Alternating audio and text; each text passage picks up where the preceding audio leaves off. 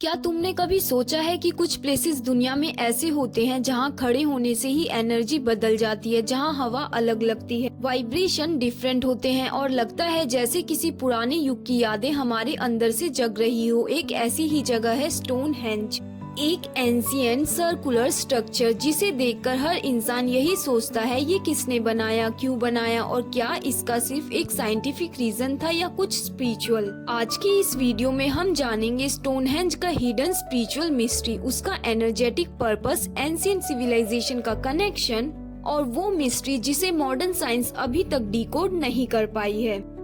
Origin and mystery of construction. Stonehenge England के सेल्सबरी plane पर स्थित है और एक्सपर्ट के हिसाब से इसका कंस्ट्रक्शन अराउंड 3000 BCE से लेकर 2000 BCE के बीच हुआ था। ये जाइंट स्टोन्स, जिन्हें सर्सिन स्टोन्स और ब्लू स्टोन्स कहा जाता, 25 टन तक के हैं। सबसे बड़ा सवाल ये है कि ऐसे बड़े पत्थर बिना मॉडर्न मशीन के 150 माइल्स दूर तक कैसे लाएगा। कुछ थ्योरीज कहती हैं कि एंशिएंट लोग ने प्रिमिटिव टूल से लाया, लेकिन जब हम उस युग की टेक्नोलॉजी को देखते हैं तो ये थ्योरी वीक लगती। कुछ साइंटिस्ट बोलते हैं ग्लेशियर्स ने मूव कर दिया, पर वो भी सब लोकेशंस को जस्टिफाई नहीं करता। इसलिए कुछ लोग कहते हैं ये ह्यूमन मेड नहीं था, ये डिवाइनली गाइडेड स्ट्रक्चर था, एक कॉस्मिक डिजाइन जिसे स्पिरिचुअल बीइंग्स ने गाइड किया था, एक temple of energy alignment, astronomical alignment and cosmic connection. Stonehenge का डिजाइन एक रैंडम सर्कल नहीं है जो समंदर सोलिस्टिस आता है, यानी साल का सबसे लंबा दिन, सूरज बिल्कुल एक स्पेसिफिक स्टोन के ऊपर से राइज होता है और विंटर सोलिस्टिस पे बिल्कुल अपोजिट स्टोन के पीछे सेट होता है। ये कोई कोइंसिडेंस नहीं है, ये एक एस्ट्रोनॉमिकल क्लॉक है। ये एक ऐसा मैकेनिज्म है जो सन, मून और स्टार्स के मूवमेंट को ट्रैक करता है। एंशिएंट ड्रुइड्स और प्रीस्ट यहाँ आकर मेडिटेशन करते थे क्योंकि उन्हें पता था कि सोलिस्टिस के समय कॉस्मिक एनर्जी मैक्सिमम होती है। क्या तुम्हें पता है, कुछ रिसर्चर्स कहते हैं स्टोनहेंज एक स्टारगेट था, एक एनर्जेटिक पोर्टल जहाँ कॉस्मिक फ्रीक्वेंसी अर्थ के मैग्नेटिक ग्रिड से अलाइन होती है। यानी ये जगह एक इंटर डायमेंशनल पॉइंट थी जहाँ से हायर बीइंग्स या एडवांस कॉन्शियसनेस कनेक्ट कर सकती थी। ड्रूड्स और रिचुअल्स का मिस्ट्री। स्टोनहेंज को अक्सर ड्रूड्स यानी केल्टिक प्रीस्ट के साथ कनेक्ट किया जाता है। ड्रूड्स नेचर के वर्शिपर थे, उन्हें ट्री, सन, मून और स्टार्स में डिवाइन कॉन्शियसनेस दिखता था। वो स्टोनहेंज को एक स्पिरिचुअल टेम्पल के रूप में यूज करते थे। वहाँ रिचुअल्स होते थे, चैंटिंग, साउंड हीलिंग और सैक्रिफाइस। उनका मानना था कि ये स्टोन्स एम्पलीफाई करते हैं एनर्जी को, जैसे एक एंटीना यूनिवर्स से एनर्जी को ड्रॉ करता है। साउंड और वाइब्रेशन के एक्सपेरिमेंट्स में देखा गया है कि स्टोनहेंज के बीच में खड़े होने पर अकाउस्टिक रेजोनेंस क्रिएट होता है, एक स्पिरिचुअल फ्रीक्वेंसी जो ह्यूमन ब्रेन को थीटा स्टेट में लेके आ जाती है। ये वही स्टेट होता है जहाँ मेडिटेशन डीपेस्ट होता है और मैनिफेस्टेशन सबसे तेज हो जाता है। एनर्जेटिक ग्रिड और ले लाइंस। अब बात करते हैं अर्थ के ले लाइंस की। ये वो इनविजिबल एनर्जी लाइंस हैं जो पूरे प्लेनेट पर चलती हैं। जैसे ह्यूमन बॉडी में मेरिडियन पॉइंट्स होते हैं, वैसे ही अर्थ के एनर्जी पॉइंट्स होते हैं। स्टोनहेंज एक मेजर ले लाइन इंटरसेक्शन पर बना हुआ और इंटरेस्टिंगली ये लाइन इजिप्ट के पिरामिड, पेरू के नजका लाइन और इंडिया के कैलाश तक अलाइन होती है। इसका मतलब ये है कि एंशिएंट सिविलाइजेशन एक ही ग्लोबल एनर्जेटिक ग्रिड को जानते थे और उन्होंने अपने scared structures, temples, pyramid, stone circle सब इसी ग्रिड पर बनाए।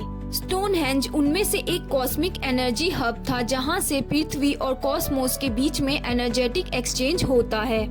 हीलिंग एनर्जी और साउंड फ्रीक्वेंसी। मॉडर्न रिसर्चर्स ने एक और फैसिनेटिंग चीज देखी। स्टोनहेंज के स्टोन से एक स्पेसिफिक वाइब्रेशन फ्रीक्वेंसी निकलती जो 110 हर्ट्ज के आसपास होती है। 110 हर्ट्ज की फ्रीक्वेंसी बिना किसी इंस्ट्रूमेंट के सिर्फ कुछ स्केर्ड जगह पर ही नेचुरली मिलती है। ये फ्रीक्वेंसी ह्यूमन ब्रेन को काम करती है और हार्ट माइंड को कोहेरेंस बनाती है। एंशिएंट हीलर्स कहते थे अगर कोई वहाँ मेडिटेटिव स्टेट में खड़ा रहे तो उसकी एनर्जी ब्लॉक्स डिसॉल्व होने लगते हैं। स्टोनहेंज एक नेचुरल हीलिंग चैम्बर था और जब सोलिस्टिस के टाइम पे 1000 लोग चैंटिंग करते हैं तो वो पूरे कॉस्मिक वाइब्रेशन को एम्पलीफाई करने लगता है। ये एक लाइव साउंड हीलिंग कॉन्सर्ट की तरह होता है, जैसे कि नेचुरल के साथ कोलैबोरेशन में हो। स्टोनहेंज का कनेक्शन सिर्फ अर्थ तक ही सीमित है। बहुत सारे यूएफओ रिसर्चर्स कहते हैं ये एक लैंडिंग साइट था। द एंशिएंट विजिटर्स का सर्कुलर डिजाइन इलेक्ट्रोमैग्नेटिक एनामोली और अनयूजुअल लाइट पैटर्न्स, ये सब एक ही डायरेक्शन में इशारा करते हैं। कुछ एंशिएंट टेक्स्ट और मिथ्स कहते हैं ये बीइंग्स ऑफ लाइट ने बनाया था जो स्टार्स से आया था, ताकि ह्यूमन रेस को टीच करके एनर्जी और अलाइनमेंट का साइंस बता सके। और सोचो, अगर स्टोनहेंज एक कॉस्मिक ट्रांसमीटर था तो शायद ये कम्युनिकेशन पॉइंट भी था ह्यूमंस और हायर सिविलाइजेशन के बीच। स्टोनहेंज का कनेक्शन सिर्फ अर्थ तक सीमित है। बहुत सारे यूएफओ रिसर्चर्स कहते हैं ये एक लैंडिंग साइट था एंशिएंट विजिटर्स।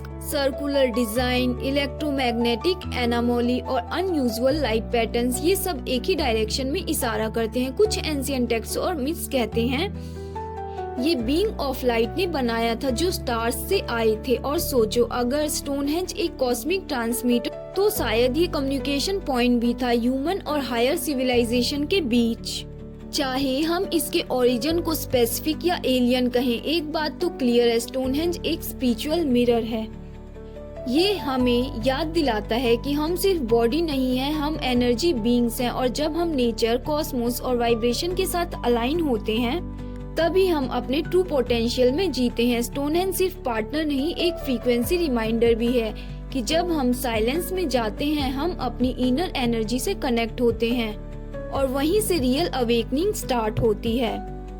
तो अभी क्वेश्चन ये भी आता है कि क्या स्टोनहेंज एक एंशिएंट टाइम एनर्जी टेम्पल था या एक इंटरडाइमेंशनल स्टारगेट या फिर कोई कॉस्मिक कोड जिसे सिर्फ उन्हीं लोगों ने समझा जो खुद स्पिरिचुअली इवॉल्व।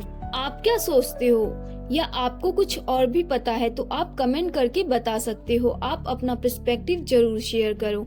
स्टोनहेंज के पीछे असली मिस्ट्री क्या है? एनर्जी, एलियंस या डिवाइन कॉन्शियसनेस?